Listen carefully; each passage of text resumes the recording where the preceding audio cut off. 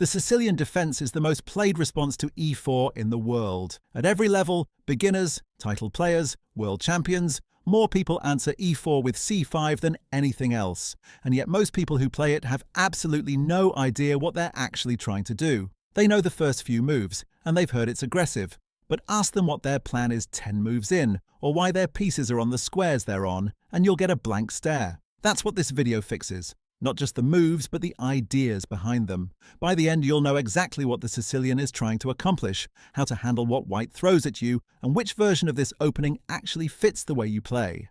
White plays e4, and instead of e5, the move most beginners reach for, you play c5. This slight deviation on move 1 changes and shapes the whole personality for the rest of the game.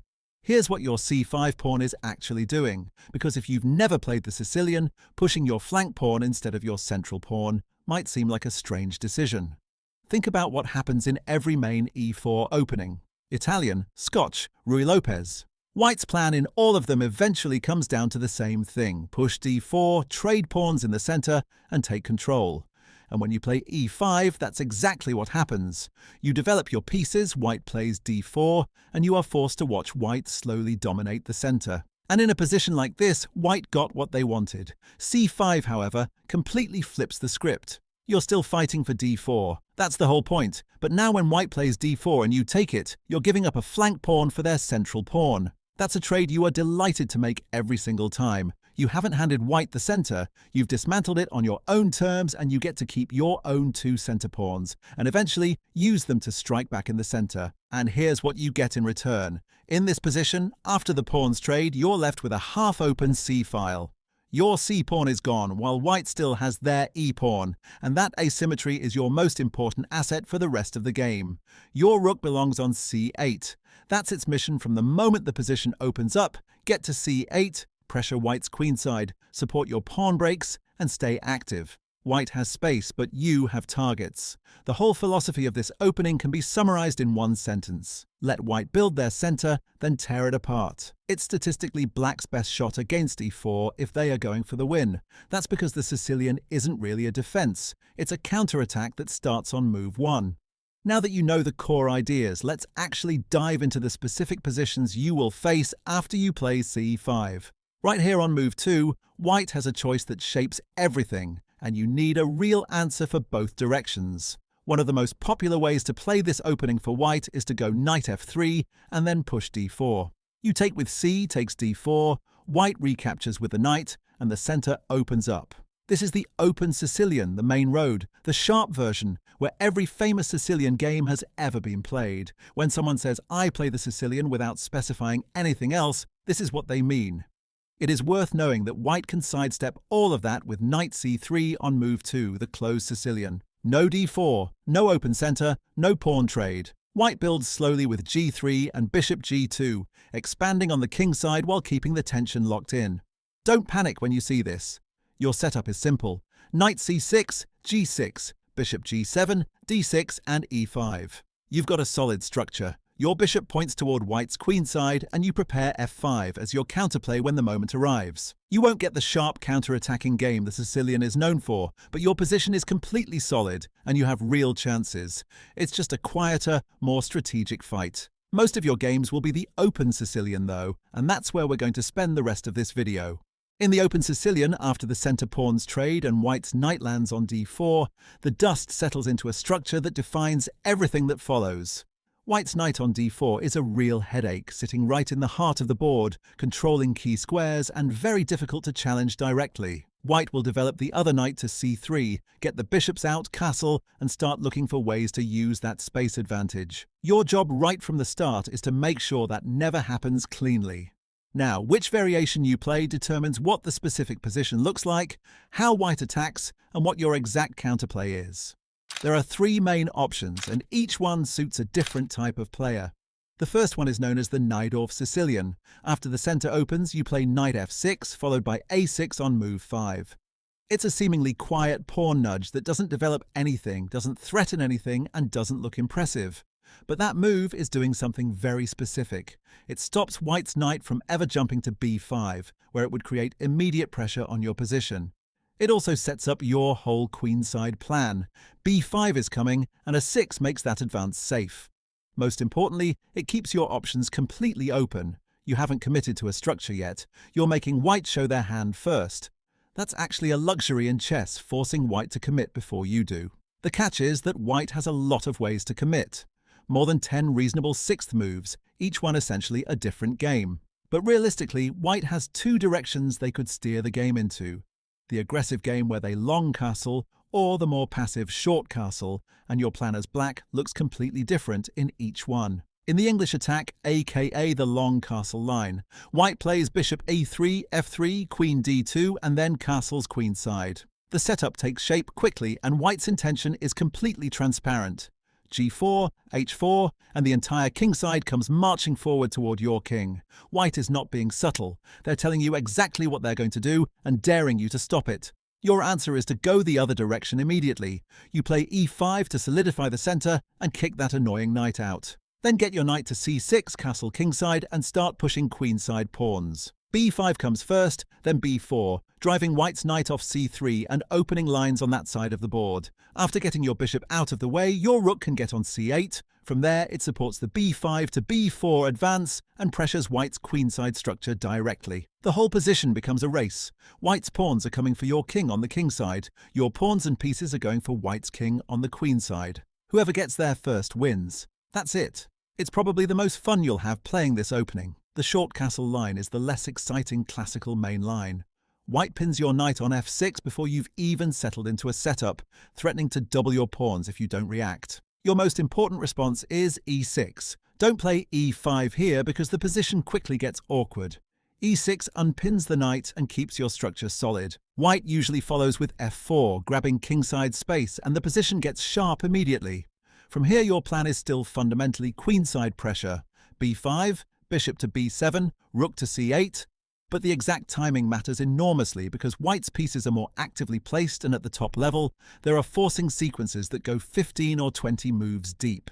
It's the most analysed position in all of chess for a reason. But at the club level, this is pretty much just a standard chess position with nothing too crazy going on. It's not what you were hoping for when you opened the game with c5, but your position is solid, pieces are active, and you don't have too much to worry about. Now here's the honest truth about the Najdorf. It's the most powerful weapon you can have with black against a 4, and also the most demanding. Meaning, you have to actually study it. Play a 6 and improvise, and you'll get punished quickly by anyone who's done their homework. This is not the variation you pick up casually. It's the one you commit to. The dragon makes one different decision after the center opens. Instead of a6, you play g6. Unlike the Najdorf, the dragon commits to a particular setup almost immediately. Your bishop's mission in the dragon is the long diagonal. It goes to g7, where it rakes across the entire board and becomes one of the most dangerous pieces in the position.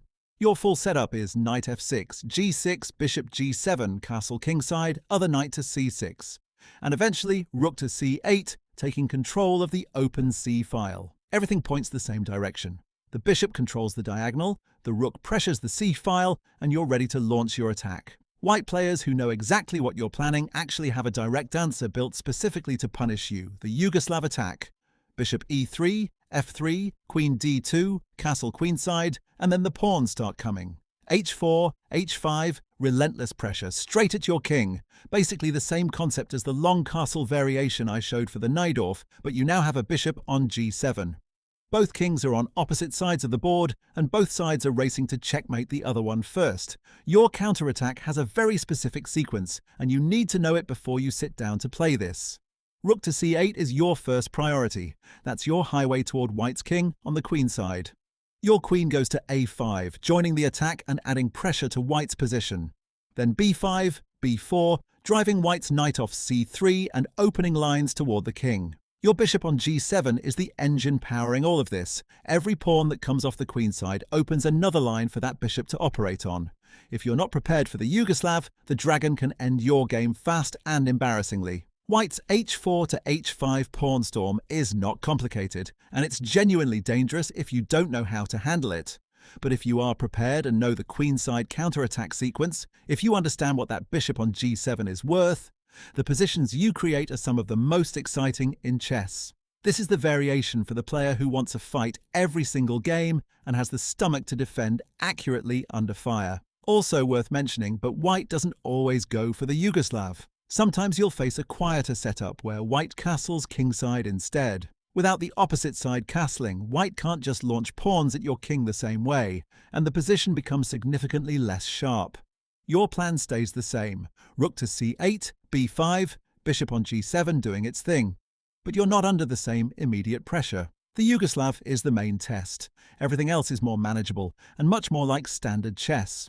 The accelerated dragon is for the player who looked at everything above and thought, I want that bishop on g7. I want those Sicilian ideas. I just don't want to memorize 20 moves of Sicilian theory before I can safely sit down and play.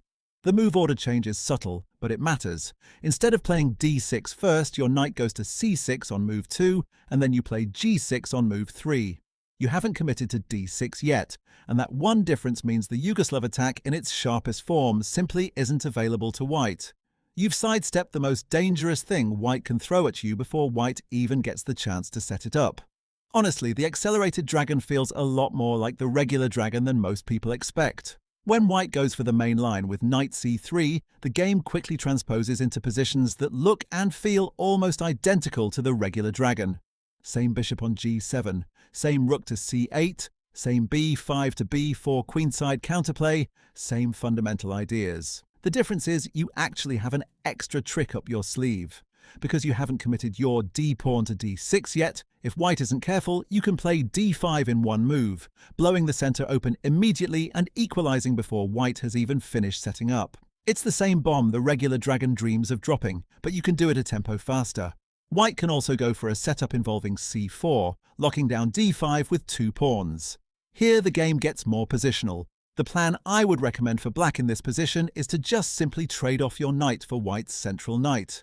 Then finish your dragon-style development and try to push b5 to challenge white's c4 pawn, or f5 to push back against e4. Neither is immediate, but both are achievable with patient preparation, and the bishop on g7 is still quietly watching the long diagonal the whole time, waiting for its moment. In this position, for example, even though you give up a pawn, look at all of this open space you have created. Get your rooks on the open files, open up your signature g7 bishop, and white will have real struggles. The honest assessment and way to think of the accelerated dragon is this: you're not getting the wild attacking chess of the regular dragon. The positions are more strategic, more maneuvering, more patient, but you still have the bishop, you still have the c-file, and you still have all the fundamental Sicilian ideas. You just have less homework, and you're not walking into the sharpest prepared lines every single game. Same philosophy, lower cost of entry.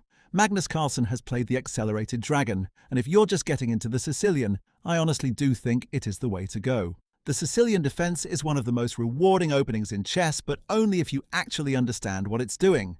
It's not c5 and hope for the best.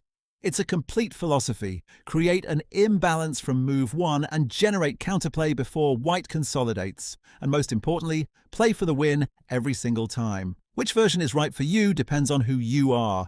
If you want maximum complexity and maximum reward, and you're willing to do the work, go for the Najdorf. If you want sharp attacking chess built around a bishop that can win games on its own, go with the dragon.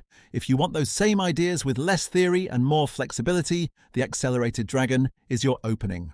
Drop a comment letting me know which one you're going with and subscribe.